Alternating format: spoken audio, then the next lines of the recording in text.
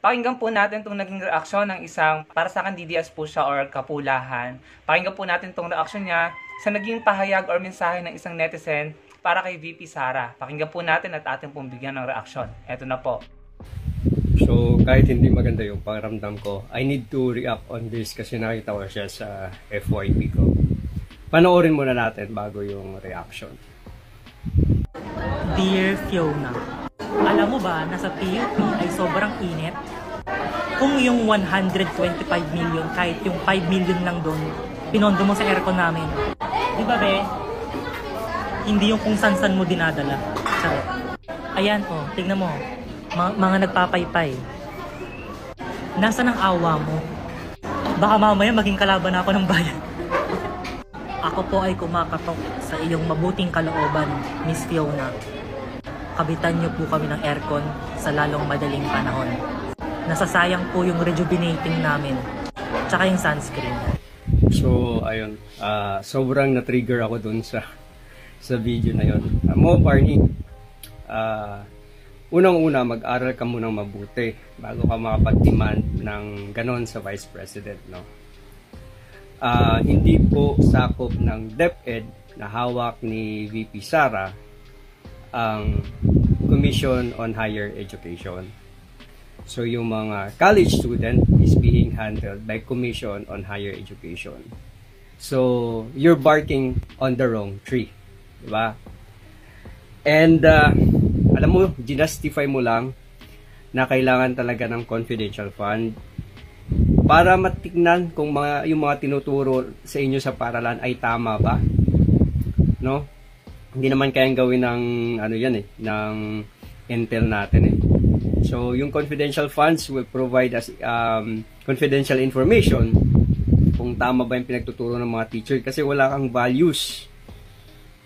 At alam mo, ganyan ba yung tinuturo sa inyo sa State University?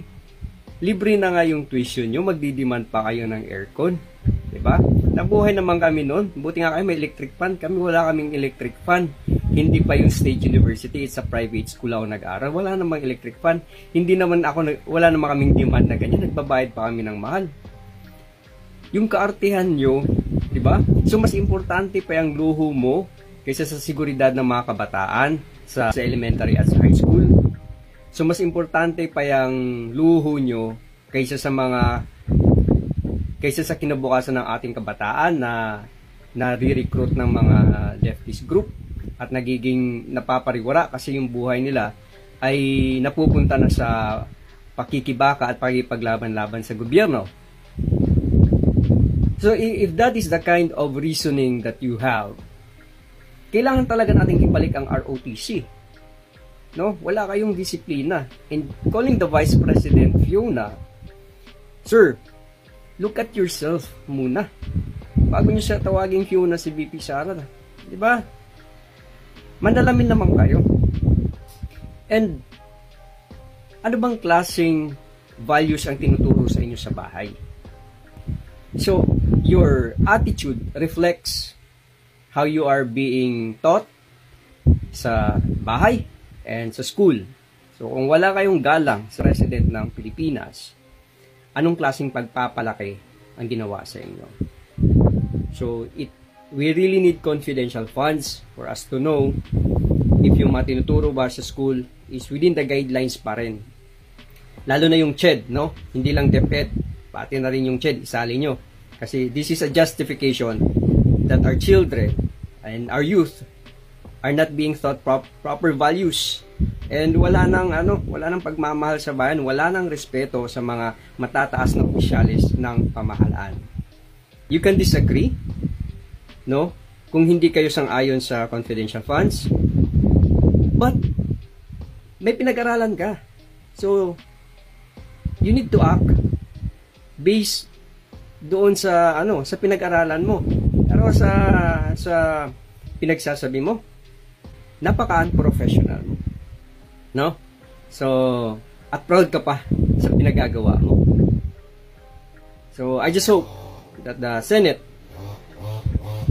will bring back the confidential funds. Kasi itong video na to is a proof that our children, that our youth are not being taught properly, especially values, and nawala na sa kanila ang pagmamahal sa bayan at paggalang sa mga opisyalis ng gobyerno. So sana, ma-realize nyo yung importance ng confidential funds. Kasi itong mga to, mas importante pa sa kanila yung luho nila kaysa sa seguridad ng mga kabataan natin laban sa mga teroristang grupo. So narinig po natin yung pagkadismaya ni Kuya doon sa naging mensahe nung binibigyan niya ng reaksyon kay VP Sara. Ako naman ay agree na hindi dapat tinatawag ng kung ano-anong pangalan ng ating mga pinuno, no? Pero ganyan na po talaga kasi yung naging norm sa atin no? Simula noong 2016. Alam nyo nga, mas matindi pa yung bansag nila kay Atty. Lenny, diba? Yung mga tiga-kabilang kubol, hindi siya personally, no? Pero yung mga kakubol niya, talagang kung ano-anong pangalan at bansag ang tinatawag kay Atty. Lenny. Kaya ito sila, kapag ginawa sa kanila or sa mga sinusuporta nilang politiko, na-offend sila or napipikon sila. Pero sana wag double standard, no? Sana makita din nila kung paano yung treatment ng kanilang mga kagaya nilang mga supporter sa kabila, kung paano yung treatment nila kay Atty. Lenny, 'di ba, no? So wag maging double standard at wag maging hypocrite. Gusto ko lang ding hindi sumang-ayon, gusto ko mag-disagree dun sa sinabi niya na kailangan ng confidential fund para malaman kung yung tinuturo ba sa ating mga estudyante ay within the guidelines pa, no? Or tila sinasabi kasi niya na parang nawawala na ng values, no, ang ating mga estudyante, kaya kailangan ng confidential fund. Naniniwala ko na hindi kailangan ng confidential fund para malaman kung yung tinuturo sa ating mga mag-aaral or estudyante ay tama pa ba or hindi. Madali namang mag-observe, no? Ginagawa naman niya ng DepEd, no? So, pinupush niya yung confidential fund dahil dismayado siya sa naging asal nung binibigyan niya ng reaksyon. I agree na mukhang hindi naging seryoso yung nagbibigay ng mensahe kay VP Sara, no, patungkol dun sa hinihiling nung nasa video niya, no, yung nasa maliit na box, na dapat kung tayo yung magbibigay nga naman ng mensahe or hihiling, no, dapat seryosohin natin para tayo seryosohin, huwag haluan ng kung ano-anong term pa na ginagamit. Hindi rin ako uma-agree kahit pa yung mga taga-kabila kung ano-anong tinatawag kay Atty. Lenny na kung ano-anong term, lugaw at mga below the belt pa, no. Hindi ako agree doon, kaya wag din naman po natin tawagin ng hindi magandang term si VP Sara. Pero sabi ko nga, parang naging normal na yan simula noong 2016, kung alam nilang kung gaano ka-worse ang mga DDS sa pagtawag ng mga terms sa kung sino-sino. Mapa kay Atty. De Lima, Latralianes, at napakarami pang iba.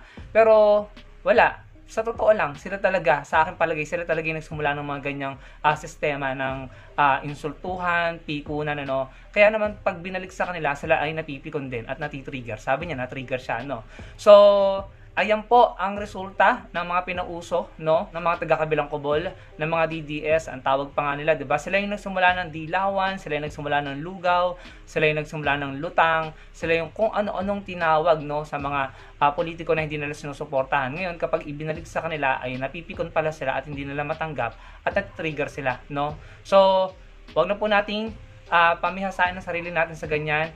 Maging itaas po natin ang level ng argumento para po magkaroon tayo ng maayos na diskusyon, At kung magbibigay po tayo ng mensahe, gawin po natin seryoso para hindi po ito magamit against us, Yung pinopoint lang nung binibigyan niya ng reaction is bigyan ng priority yung mga dapat na bigyan ng priority na imbes na gamitin sa confidential fund, considering na meron naman tayong law enforcement agencies, na talagang sumusugpo sa mga rebelding komunista, ipaubayan na lang doon, kasi parang gusto lang i-point out nung nasa video na maliit na mas marami pang dapat na bigyan ng pondo, So, sa madaling salita, si Kuya ay napikon doon sa mensahe ng estudyante na taga PUP.